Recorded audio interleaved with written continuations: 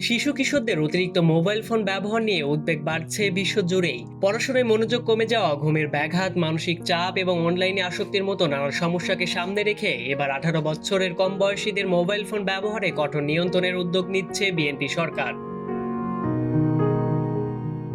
অল্প বয়সে অতিরিক্ত স্মার্টফোন ব্যবহারের কারণে শিশু কিশোরদের শারীরিক, মানসিক ও সামাজিক বিকাশ মারাত্মকভাবে ক্ষতিগ্রস্ত হচ্ছে।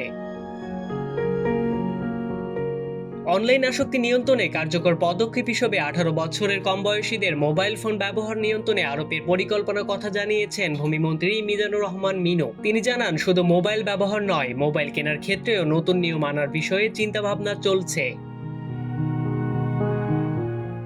বিশেষজ্ঞরা বলছেন, শিশু কিশোরদের অনিয়ন্ত্রিত মোবাইল ব্যবহার বর্তমানে একটি বড় সামাজিক ও স্বাস্থ্যগত চ্যালেঞ্জে পরিণত হয়েছে। অতিরিক্ত স্ক্রিন টাইমের কারণে মনোযোগের ঘাটতি, বিষণ্ণতা, উদ্বেগ, আচরণগত পরিবর্তন এবং সামাজিক বিচ্ছিন্নতার মতো সমস্যা বাড়ছে। তবে কার্যকরভাবে নীতিমালা বাস্তবায়ন করা গেলে দীর্ঘমেয়াদের শিশু কিশোরদের মধ্যে অনলাইনের আসক্তি কমবে, মানসিক ও শারীরিক বিকাশে ইতিবাচক পরিবর্তন আসবে এবং নতুন প্রজন্ম আরও দক্ষ, সচেতন ও দায়িত্বশীল নাগরিক হিসেবে গড়ে উঠতে পারবে। নিশান আহমেদ, ডেস্ক রিপোর্ট, নয়া শতাব্দী।